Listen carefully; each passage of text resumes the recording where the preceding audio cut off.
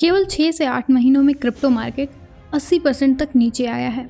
2021 में जो वैश्विक क्रिप्टो मार्केट कैप $3 ट्रिलियन तक था, 2022 में वह $1 ट्रिलियन से भी नीचे आ गया। इस बीच FTX की बैंक्रप्सी ने आग में घी डालने का काम किया। खैर, आज हम सिर्फ 2022 में हुए क्रिप्टो के डाउनफॉल के बारे में बात नहीं करने वाले हैं, इसलिए इसके कारणों पर ज़्यादा ध्यान न देते हुए सीधा मुद्दे पर आते हैं। अब ऐसा नहीं है कि क्रिप्टो मार्केट पहली बार ऐसे डाउन हुआ है, इसके पहले भी कई बार ऐसा हो चुका है। आज हम उन्हीं डाउनफॉल्स के बारे में बात करने वाले हैं, साथ ही यह भी जानेंगे कि उन डाउनफॉल्स के कारण क्या थे और क्रिप्टो बाजार ने उनसे रिकवरी कैसे की। इससे क्रिप्टो में अभी जिनके पैसे डूबे हुए हैं उन्हें कुछ आइडिया मिल जाएगा कि अपने डूबे हुए पैसे निकालने के लिए उन्हें और कितना इंतज़ार करना होगा। तो चलिए और देर किए बिना अब वीडियो को शुरू करते हैं।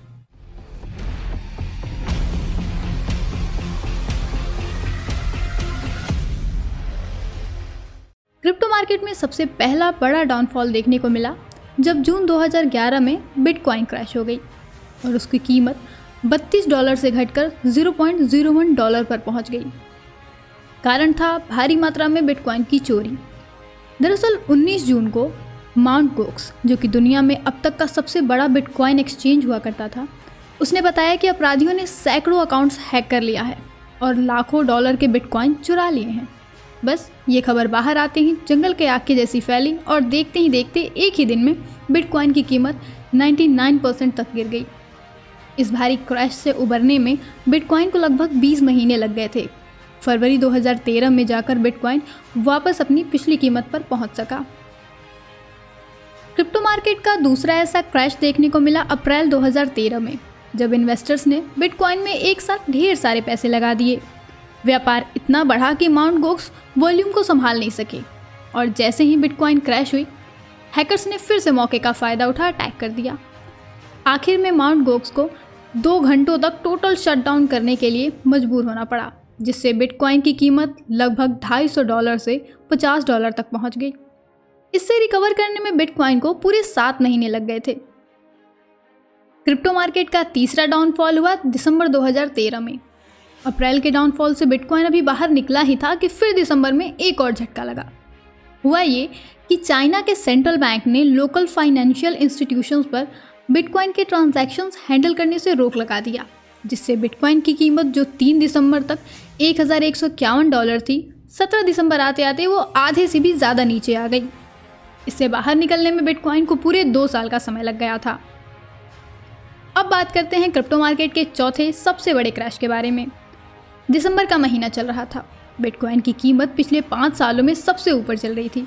इन्वेस्टर्स भी भारी मात्रा में थे कि तभी बिटकॉइन वेल्स कहे जाने वाले कुछ बड़े इन्वेस्टर्स ने अपने शेयर्स बेच दिए। सेल भी छोटा मोटा नहीं, बल्कि एक बार में लगभग 5000 बिटकॉइन को बेच दिया गया। नतीजा ये हुआ कि बिटकॉइन की कीमत में $1000 की बड़ी गिरावट आ गई। अभी यह सब चल ही रहा था कि बीच में अफवाहें भी फैलने लगी कि कई देश बिटकॉइन पर बैन लगाने की तैयारी कर रहे हैं। बस फिर क्या था, एकाएक सारे इन्वेस्टर्स ने अपने अपने शेयर बेच दिए। इससे एक झटके में ही बिटकॉइन की कीमत $20,000 से $12,000 पर पहुंच गई। बिटकॉइन इस बार अकेले नहीं डूबी, इसके साथ इथीरियम जैसे दूसरे बड़े क्रिप्टो एसेट्स भी नीचे आ गए। करीब 1 साल तक मार्केट उसी जगह पर अप डाउन करता रहा।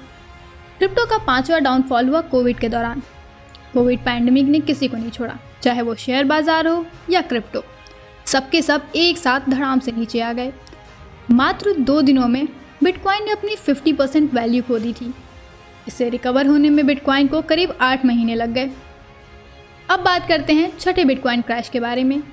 साल 2021 के अप्रैल महीने तक बिटकॉइन निवेश की दुनिया में चर्चा थी, क्योंकि इसकी कीमत $64,000 से आगे निकल गई थी। फिर चीन ने एक और क्रिप्टो क्रैकडाउन की घोषणा कर दी, जिससे बिटकॉइन की कीमत अप्रैल से जून के बीच में $65,000 से $29,000 तक आ गई। उसी दौरान एलोन मस्क ने टेस्ला कार्स के लिए बिटकॉइन के रूप में पेमेंट लेने से मना कर दिया। मौके का फ़ायदा उठा हैकर्स ने भी इसी बीच अपना खेल खेल दिया। इससे क्रिप्टो इन्वेस्टर्स में एक डर का माहौल फैल गया और बिटकॉइन और बुरी तरह से क्रैश हो गई। हालांकि इतना होने के बावजूद भी बाजार लंबे समय तक नीचे नहीं रहा। जुलाई के अंत तक बिटकॉइन ने तेज़ी से रिकवरी की और आखिरकार नवंबर 2021 में $69,000 के अपने अभी तक के सभी समय के हाईएस्ट स्तर पर पहुंच गया। अब आखिर में बात करते हैं हमारे लिस्ट के आखिरी क्रैश के बारे में। अब तक के अपने हाईएस्ट लेवल यानी $69,000 पर पहुंचने के बाद बिटकॉइन ऐसे नीचे आया कि अभी दिसंबर 2022 बीतने को है और अभी तक इसकी कीमत $17,000 के आसपास ही घूम रहा है। इसके कारणों की बात करें तो कई सारे कारण देखे गए। पहला और सबसे बड़ा तो था वर्ल्ड वार का खतरा, जब रशिया और यूक्रेन के बीच तनातनी का माहौल था।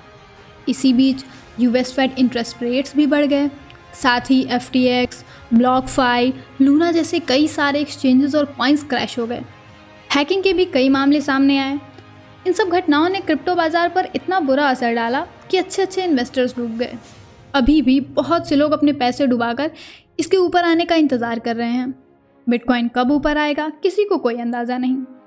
एक्सपर्ट्स द्वारा कयास लगाया जा रहा है कि 2024 तक बिटकॉइन वापस ऊपर आ सकता है। इसी के साथ आज का वीडियो हम यहीं समाप्त करते हैं।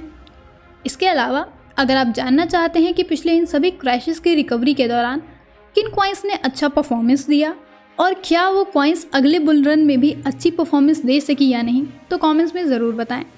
मिलते हैं नेक्स्ट टॉपिक के साथ अपने अगले वीडियो में। तब तक के लिए bye bye and take care.